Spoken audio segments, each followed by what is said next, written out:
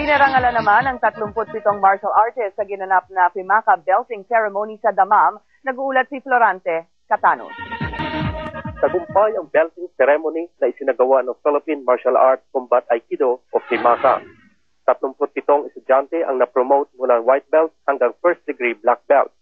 Ipinakita ng mga estudyante ang iba't ibang estilo at teknik na kanilang natutunan.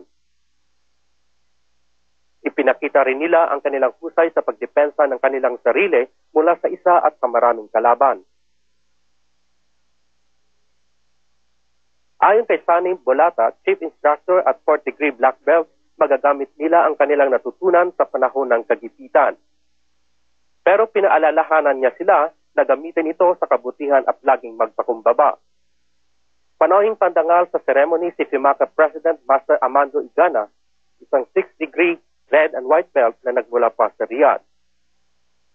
Nagpakita rin ng galing sina Sensei Ricky Barbosa, Taekwondo instructor, at Master Jetro Hill Balikaw, 5th degree black belt at instructor ng Sikaran Jitsu Arnes de Abanico na siyang ikinatuwa ng mga manunood.